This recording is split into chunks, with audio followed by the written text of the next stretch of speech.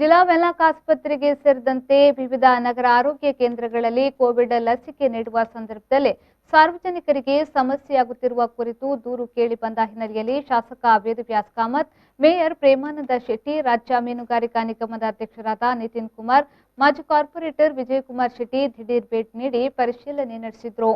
ಈ ವೇಳೆ ಮಾತನಾಡಿದ ಶಾಸಕ ವೇದವ್ಯಾಸ್ ಕಾಮತ್ ಅವರು, ಲಸಿಕಾ ಕೇಂದ್ರಗಳಲ್ಲಿ ಸಾರ್ವಜನಿಕರಿಗೆ ವಿಳಂಬವಾಗುತ್ತಿರುವ ಕುರಿತು ಸಾರ್ವಜನಿಕ ದೂರು ಬಂದ ಹಿನ್ನೆಲೆಯಲ್ಲಿ ಪರಿಶೀಲನೆ ನಡೆಸಲಾಯಿತು.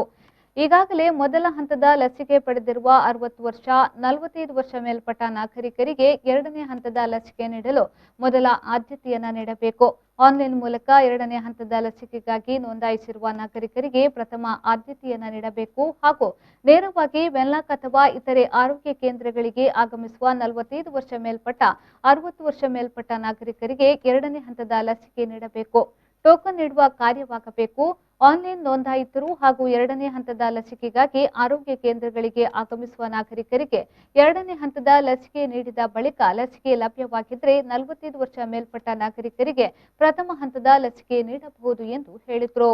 ಈ ಸಂದರ್ಭದಲ್ಲಿ ಲಸಿಕೆ ಪಡೆಯಲು ಬಂದಿರುವ ಸಾರ್ವಜನಿಕರ ಅಹವಾಲುಗಳನ್ನು ಕೇಳಿ ಸಂಬಂಧಪಟ್ಟ ವೆನ್ಲಾಕ್ ಆಸ್ಪತ್ರೆಯ ಅಧೀಕ್ಷಕರಾದ ಸದಾಶಿವ ಶಾನ್ಭೋಗ್, ಸ್ಥಾನೀಯ ವೈದ್ಯಾಧಿಕಾರಿ, ತಾಲೂಕು ವೈದ್ಯಾಧಿಕಾರಿ ಸುಜಯ್ ಭಂಡಾರಿ, ಜಿಲ್ಲಾ ಔಷಧ ನಿಯಂತ್ರಣಾಧಿಕಾರಿ ರಮಾಕಾಂತ್ ಹಾಗೂ ಸಂಬಂಧಪಟ್ಟ ಅಧಿಕಾರಿಗಳಿಗೆ ಪರಿಹರಿಸಲು ಸೂಚನೆಯನ್ನ ನೀಡಿದರು.